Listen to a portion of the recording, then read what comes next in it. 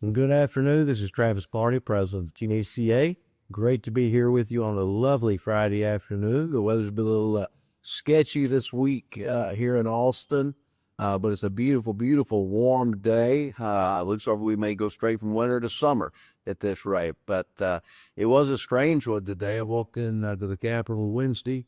Well, we let everybody get on board here, but on Wednesday walked in, and it was an Austin day. When I walked out, I felt a little homesick from my old hometown of Lubbock. The air was brown, the dirt was blowing, the wind was flying, but that has cleared out and given way, hopefully, to a great weekend. But it's been an eventful week. A lot of things have happened this week here in Austin with the 89th legislative session still in place. I think we're about 50 days in with 90 days to go. The pace continues to pick up.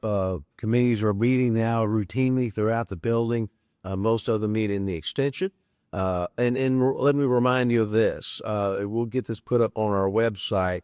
If you have an interest in watching, not just on our issues in human services or public health or in the finance appropriation process, but issues you may have an interest in as a citizen or other areas of your lives, you can watch for wherever you happen to be in the magic world of the internet. And there's a link for both the Texas House and the Texas Senate where you can plug in and watch in real time the committees as they ask questions of the witnesses, as they consider bills, as they lay out those bills. So that's there in addition to your ability to watch on the floor of both the House and Senate. I think that's been an important thing and a good thing in Texas for people to feel connected to their state government and be able to see it at work and track what's going on. Sometimes people have felt a little excluded from the process where it's always been public. Historically, you had to drive to Austin or ride a horse to Austin to be part of it. Well, now it's as easy as flipping on and watching your favorite podcast. So we'll make sure you have that site up on our website to look at for our THCA members. And again, we'll be up in communication with you in the near future because things are starting to pick up with our bills. So let me start there and tell you where we are since last we spoke. The several bills that we have been meeting with the Senate and House sponsors and authors for these bills and getting them up to speed, what's precipitated the need for the legislation and our plans and how we will support their efforts to move this forward as part of a good government initiative. So we have presently have a couple bills. We have our bill numbers on that you can add to your list of tracks. We'll be pushing this out to members to watch. But House Bill 3910 has been filed, or a bill authored in the House. As Representative Via Nolos from Corpus Christi, new member here, but really have enjoyed her. I think she'll be very passionate supporter, defender of long-term care. Because she has a large number of facilities there in her area, and a population is going to be utilizing the services, the facilities of the THCA. So I think she's going to be a great bill author for us and a great proponent for quality elder care in Texas. So that's our Medicaid. That was really, remember, this is the bill that simply says if the HHSC cannot process these applications for a Medicaid eligible person to receive those benefits and do it in the 30, 45, 60-day window, historically, which has been more than adequate, then instead of the 9 or 10 months, which just has come, then we can go ahead and submit it and get paid on the front end. And if there's a mistake, if error was made, if someone is not eligible, that money can be recovered back from the operator, the owner of the facility. So, but it's important that we be able to take people in. It's had a chilling effect on a lot of operators around the state that they can't afford to take people in and not get paid for those services because, as you know, whether you have nurses, the LVNs, the entire staff, the payroll, the food, all the things it takes to run a shop, to go 10 months without compensation can really cause hardships in other ways and have a negative effect on quality of care, which is what this whole thing is about. So, but good to have that one up and running. Likewise, House Bill 3902 is being authored by Chairman Tony Rose. And that's on the change of ownership, or as we refer to in the world of healthcare, TNIB acronyms, the CHOW, CHOW, change of ownership for shorthand.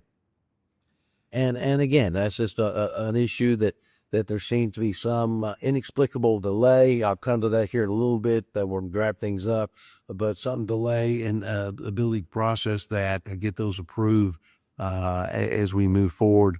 As facilities or sold or bought, but particularly as it interrelates with the QUIP program and the rural healthcare issues and hospital districts that also partner with our providers to be eligible for the QUIP payments, which again have been essential to the survival and growth of our ability to provide long-term care in Texas. So 3902 and 3910 are a couple of our House bills. Also, our behavioral health initiative that gives a pilot program. We've had a lot of really high quality meetings with a number of members, reps, and senators on this, and that's being handled through what's called a budget rider. So, for those of you not too familiar with the budget process in Texas, Senate Bill 1 started the Senate this session. Next session, it'll be House Bill 1. But the articles are divided up within the budget, and the budget has subcommittees in each chamber: Senate Finance, House Appropriations, and they are meeting. And so the behavioral health pilot initiative, we have those riders that have been drafted, they had been filed and submitted, and will be before the House and the Senate as those respective bodies in those committees consider these additional riders, which are more like amendments. These are things that should be added to the base budget. So there's a base budget with most of the things in there, but as you look at other particular things that we want to do moving forward, which for the betterment of Texas, you can submit a rider to do that. And we certainly think that this behavioral health pilot program would be a huge addition for Texas. We've seen it be very successful in other states, and we know as our population gets older and as we see a higher incidence of behavioral health issues among that population, that we need to be prepared in Texas to address the needs of our older Texans and residents for the protection of themselves and protection of others, and to make sure that the people who are helping with their daily needs are aware and trained to understand behavioral health challenges that we face now in is ever so complicated and fast-moving world. So that's what we're working on. Those riders have been dropped. We are going to be meeting next week as we move forward with our IDR process. That's the informal dispute resolution process, and that legislation. And so hopefully we'll have those bills filed and have bill numbers across the board for everybody to track. And we'll be updating our website with that in the days and the weeks to come. So there's other things we've been dealing with and following. Part of what we do here at the THCA is to, have been identifying in the interim leading up to the beginning of the session this January. So we have those things that proactively we want to move on. We just went through those initiatives. But another big part of what we do is to keep an eye on things that may have a negative impact or consequence on our efforts to provide elder care in Texas. And so there's some things that, and again, there's some ideas that may be good ideas in the abstract, but when you get down into the weeds, we all know that expression, the devil's in the details. That's never more true than when you're moving legislation in Austin, Texas during session. And so oftentimes there may be some well-intentioned good ideas that have some problems and or potential complications. As I've said before, back in my legislative days, there's two rules that are always in force in Austin on the floor of the Texas House and then the Texas legislature. One is gravity's in place. Tables don't float into the air, but the other law that's always working is the law of unintended consequences. And way too often in our zeal and the desire to move legislation, which is important to fix this one problem, sometimes we don't give as much thought as we ought to of how they may negatively affect other things that seem to be working well.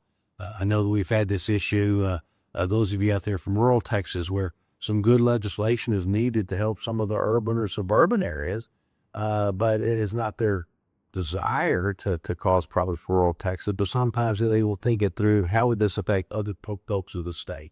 We all want to solve our own problems, but sometimes we need to give a little thought as to how this may affect our neighbor. And of course, as Texans, we all want to be good neighbors So there are things we're watching. There's a concern about the hurricane areas of Texas.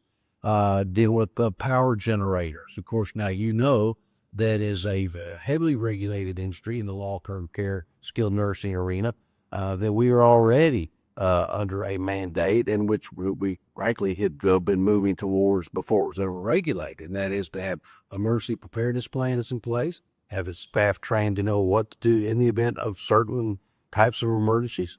And then also in those areas that have hurricanes come, what happens? The power goes out. Well, what do we do if the power goes out? Well, it's vital. It's not just important, it's vital. This is why we should be a top priority when power goes out for the generators to come restore service to our facilities, because there we're dealing with legitimate healthcare issues of a very vulnerable population. So our facilities are mandated and properly so to have generators already in place, and also to have emergency preparedness plans and to have training on what to do. And so this last storm we went through, we did not have in our facilities at THCA problems. The problems have been that have been experienced have to do with unregulated, unlicensed locations. And again, it's that we need to make sure all of our vulnerable population, wherever they may be, is as protected as possible, and then we have the rules and regulations in place to compel that and to enforce that. So, but we watch it just to make sure something doesn't go awry or doesn't get too far afield. And so there will be other issues, I'm sure, that we were watching that may have a tangential or peripheral impact on us. So we will weigh in on those bills as necessary. That's what we do for you as the Texas Healthcare Association, as your voice in Austin. If we see things we need to step up and talk about, we will be there on that. And of course, as you see things, hear things, had concerns or thoughts, please let us know. While you're watching this on Facebook, feel free to like us, hit the like button, share this with your friends, let them know we're going to do this throughout session every Friday at 3. We're going to begin to mix things up. As I said, we've now got Bill Numbers movie. We'll try to do some live shots, some interviews from the Capitol as we lay out the bills, which is when the author goes before a committee and says, this is the bill I'm filing, and here's what it does, and explains it to the members of the committee. It takes questions, and people can testify for or against or on the bill. And so that process is beginning in earnest. And so we look forward to that. But I hope we can make this a little more interactive and have some interviews and things and promote it in advance so you will know it's coming there. But in the meantime, like us, share us, and of course, always, you know where we live. You have our numbers. Call, write us, text us, email us, and we'll do our best to get back to you and answer those questions. But we hope and plan on mobilizing many of you to come to Austin as our bills move forward to support that, and call to our representatives and senators throughout the state to get their support for these measures, which are well thought out, well reasoned, been a subject of a lot of work, and are designed to improve quality of care. So a couple last things I want to touch on, because I do have another call coming up in just a little bit with our good friends at the HHSC. So I've got to jump on that call. I want to check in on a couple of things that we talked about. This has to do with the QUIP program and the scorecards, which were due back in February, and they moved March, and we still don't have them yet. So, but let me come back to that. One thing I do want to make an observation of, the political world, even though we're in session, never seems to go completely away. But I do want to send out a shout out and a word of congratulations. Many of you may know him. If you don't know him, you get mail from him all the time. And that's our current comptroller of the state of Texas, Glenn Hager. Glenn's a very good personal friend, and I will tell you, I think has done a fantastic job. I don't know that the state of Texas has ever had a comptroller better than Glenn Hager. He and his office, his staff, had two fundamental responsibilities. One, which folks don't like so much, is the responsibility to collect taxes and keep up with the accounting on that to get the money in. But the other part, which is important, which we're going through right now in the budgeting process, is to have good, reliable budget estimates, where Glenn has to peer into the crystal ball to determine how much money will be available so we can We'll spend that money, invest that money, and frame a budget for a 2-year biennium, a 2-year process, which is really unusual around the country. I think it's the right model. I think it has served us well. But to do that, you got to have good figures or good numbers that you can count upon. And Comptroller Hager has done an incredible job on that. And that's the good news.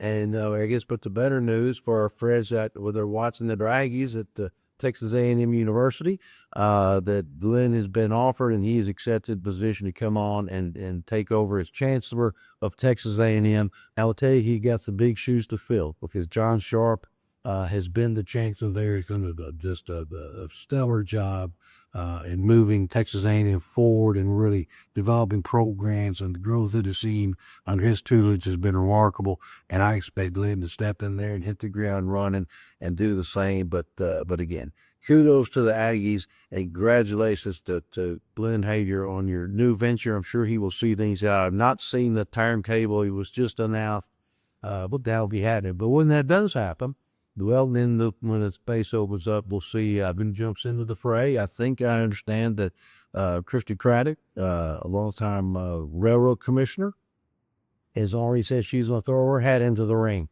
to serve as our next comptroller. And I'm sure we'll see other names and folks doing that in the future. But as they say, let the games begin. But just wanted to give Glenn a sincere and hearty congratulations on what is really one of the top positions for one of the top universities in our country, if not the world. So congratulations, Glenn. So with that, let me just pivot real quick. I want to tell you a little bit what call we're about to have. This is something that is causing great consternation in our family and dealing with the delay that we have seen and we've been talking about and trying to get around on the resolve with HHSC. There have been several stakeholder meetings on this, but we're just, something's not working. They're going to try to explain to us here at 3:30 on a call and why we're unable to get the scorecards out. I know there's been some problems with CMS, which is the federal federal agency that provides information. The CMS and HHSC deal back and forth on a number of issues, but the holdup is we've not been able to get the scorecards, which HHSC is responsible to push out based on CMS data.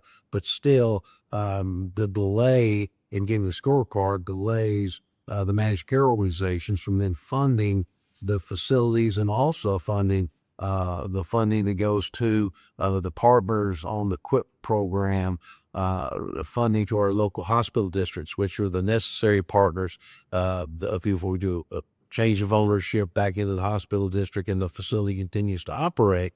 But it allows us to have these monies paid down, and it's a fairly complicated process that would take longer than the time I have allotted to try to explain.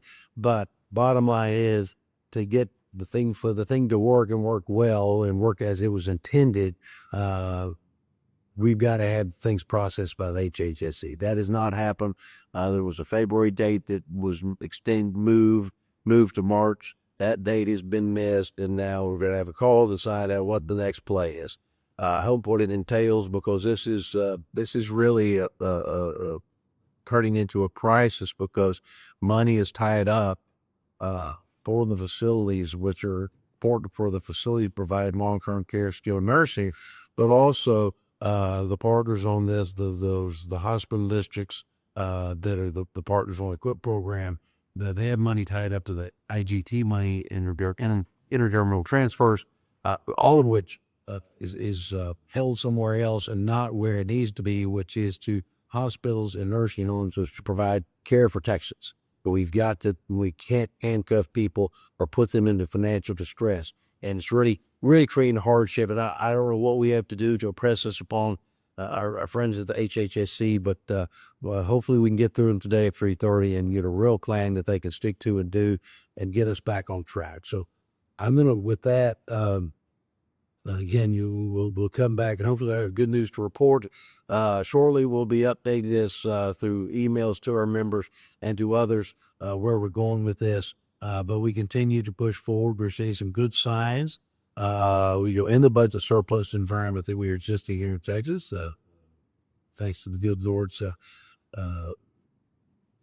generosity and blessings, we do have a very positive business climate in Texas. We see our population continue to grow, so we're going to be working through the budget process, and in that process, as things have been, we've seen inflation and things rise up. We're looking to get additional funding in, and different approaches to that, and so those are being looked at, and riders also being filed with the appropriations and finance committees.